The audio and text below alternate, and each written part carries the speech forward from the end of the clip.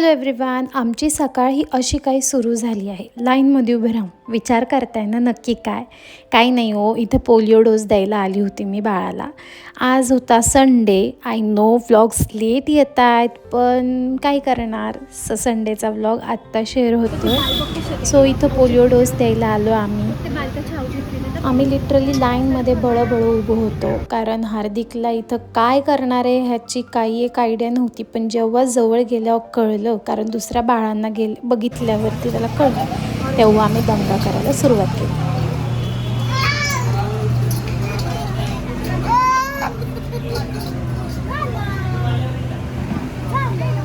काय नाही रे, काय नाही करत, गप, तसं नाही करायचा. त्यानंतर तिथून आम्ही घरी आलो आणि घरी आल्यानंतर तर इथे बाल्कनीतून कुणाची तरी लग्नासाठी निघणारी होती. नवरी होती का नवरा होता मला माहीत नाही, पण ही गाडी इतकी सुंदर त्यांनी सजवली होती.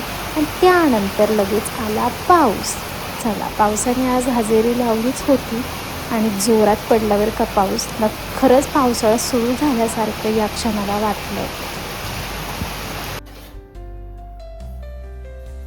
आता आम्ही सकाळीच पोलिओ डोस देऊन आलो बरं का. हार्दिकला जे जेवण होतं ते मी इथं त्याला करून झोपवलं होतं आणि हे जवळपास 4-3:30 वाजले असावेत, म्हणजे दुपारनंतर, की मी जेवण काही केलं नव्हतं. कारण त्या दिवशी घरात आम्ही दोघंच होतो जेवणासाठी.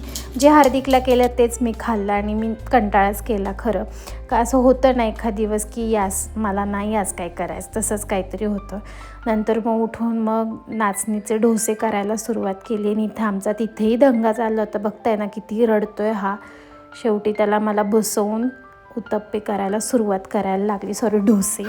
आणि हा जो आहे बिडाचा तवा, सो हा मी जवळपास ना हार्दिकच्या जन्माच्या अगोदर घेतला होता वर्षभर. म्हणजे हार्दिक आता जवळपास 2.5-3 वर्षाचा आहे आणि त्याच्या अगोदर 1 वर्ष, म्हणजे 4 वर्षानंतर मी हा तवा वापरायला काढला आहे. मला माहीत नव्हतं, मी सिझनिंग करून ठेवला होता तवा भिडाचा, पण त्यानंतर मी वापरलाच नाही. सो मला माहीत नव्हतं की हा आता सिझनिंग झाला आणि होईल की नाही, म्हणून मी ट्राय केलं, पण नाही झाला. जवळपास 4 वर्षांनी मी काढला. आणि हा तवा मला आठवतं आहे तसं मी 350 रुपयाला कोल्हापूरमध्ये घेतला होता.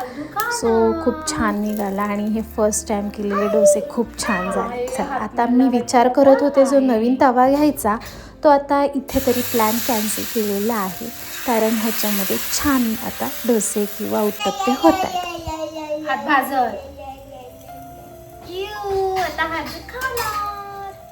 रविवार असल्यामुळे खूप सारी बरीच कामं होती जी एक्स्ट्राची, जी आपल्याला आठवड्याभराची करायची असतात. सो आम्ही सगळं खाऊन पिऊन मग इथं मी पुदिना निवडायला घेतला. मी तर झेप्टोवरून मागवलं होता. आय गेस 9 रुपीजला, 9 रुपयाला मला बंच मिळाला होता. खूप छान फ्रेश अशी पानं होती, मोठी मोठी. त्यानंतर मग मला कॉर्नसुद्धा भेटलं होतं. हार्दिकला फार आवडतं म्हणून मग ते पण सोडून ठेवलं. आणि नंतर घेतला मी चिवडा करायला. किती दिवसापासून हा प्लॅन होता, तो स्किप होत होता. घरात सगळं सामान आणून ठेवलं होतं, पण ते करायला होत नव्हतं. म्हणलं आता हार्दिक आला तर त्याला खायला तरी होईल.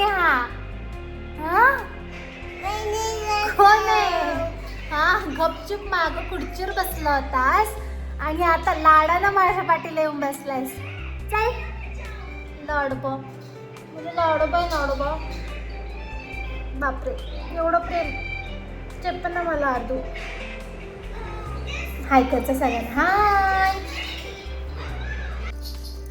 चला, आमचा लाड फार जरा करून झाला आणि त्यानंतर म्हणलं आता कामं करून घेऊयात. अर्धाच दिवस राहिला होता आणि अर्ध्या दिवसानंतर मला बरीचशी कामं उरकायची होती.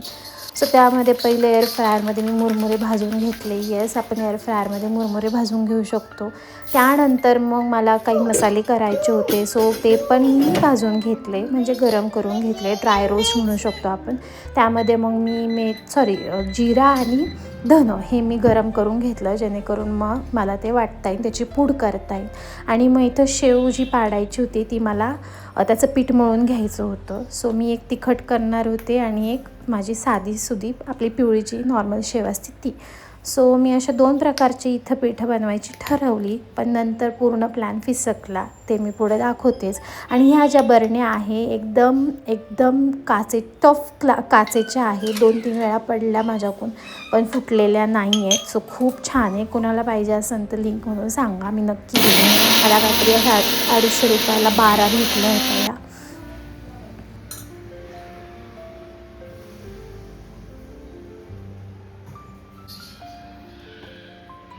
सो मी म्हणाले ना की पूर्ण शेवचा प्लॅन फिसकटला. काय झालं, माझ्याकडून जास्त पाणी पडलं एकामध्ये.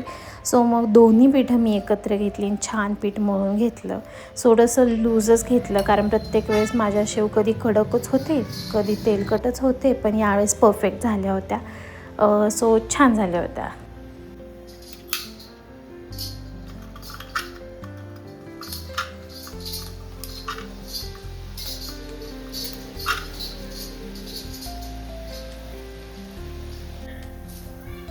सो मोस्ट प्रॉबेबली मी मक्याचा चिवडा बनवते फक्त, पण ह्यावेळेस म्हणलं मुरमुरे पण टाकून बघूयात. एक पदार्थ करायला एवढा सारा तामझाम. चला पटपट आवरलं पाहिजे. हे सगळं झालंय कारण मोठं भांडं माझ्याकडे नव्हतं, ज्याच्यात हे दोन्ही पण मला मिक्स करता येईल, त्यामुळे सगळं सांडलंय, बाकी काही नाही. इथे माझे छान ह्यावेळेस फर्स्ट टाईम शेव जमली आहे मला, नाही तर प्रत्येक वेळेस कडकच होईल, तेलकटच होईल, पण ही छान जमली. ही ऑलरेडी ह्याच्यात मिक्स केली आहे मी. आता पटापट आवरून घ्यायचं आणि स्वयंपाकाची तयारी करायची. मला बऱ्याचशा गोष्टी नाही जमत बरं का, म्हणजे शेव पाडणं किंवा ह्या ज्या गोष्टी आहेत ना, त्या मला आपण म्हणजे यूज टू नाही आहे, मला अंदाज अजून येत नाही ह्याचा. म्हणून मी सारखं करून आहे ना, त्यात मी परफेक्शन मिळवते. आणि हीच ती वेळ आहे ना, म्हणजे आपण सारखं केलं तरच परफेक्ट होऊ शकतो, नाहीतर नाही. आणि मला असं वाटतं स्वतःला की मी सगळ्यात परफेक्ट असावं. आय नो सगळीच माणसं परफेक्ट नसतात, पण मी ॲटलिस्ट ट्राय तरी करते ह्या सगळ्या गोष्टी, की मला सगळ्यात परफेक्ट बनायचं आहे.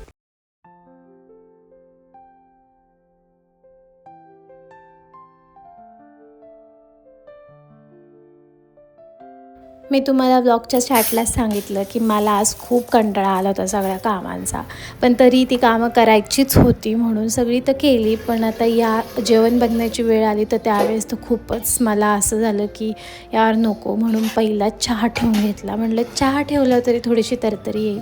सो मी ते चहा ठेवला, कुकर लावला दुसऱ्या साईडला आणि मस्त साय टाकून चहा घेतला. असं मी खूप कमी करते साय टाकून, म्हणजे कमी म्हणजे क्वचित कधीतरी. मला आवडतो, पण मी असं दरवेळेस साय टाकत नाही. कधीतरी 4-5 महिन्यातून मला लहर आली की मी हा असा चहा करून पिते. चला, सगळा जो चिवडा होता तो मी भरून ठेवला आणि खरंच खूप छान चिवडा झाला होता. शेव पण खूप छानपैकी अशी मस्त कुरकुरीत झाली होती फर्स्ट टाईम. सो आम्हाला खूप आवडला. हा पसारा होतो, म्हणजे हे किचनमध्ये मी तर सगळं जेवण केलं आहे आणि ह्याने हे सगळं माझं बेकिंगचे जे टूल्स आहेत ते सगळे काढले. अजून दाखवते, थांब.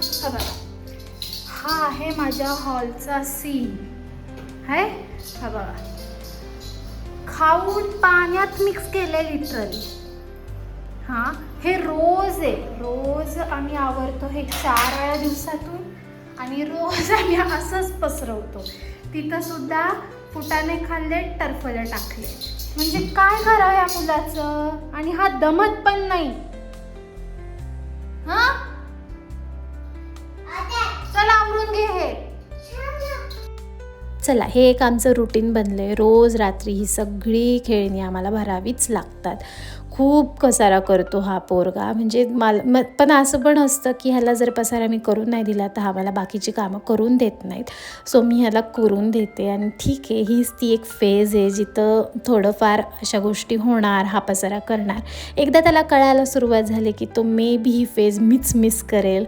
असो, चला मी इथंच माझा व्लॉग एंड करते. भेटूया पण अशाच न्यू व्लॉगमध्ये. व्लॉग आवडला असेल तर नक्की लाईक, शेअर, कमेंट करायला विसरू नका. चॅनलवरती नवीन असाल तर नक्की सबस्क्राईब करा. Bye, take care.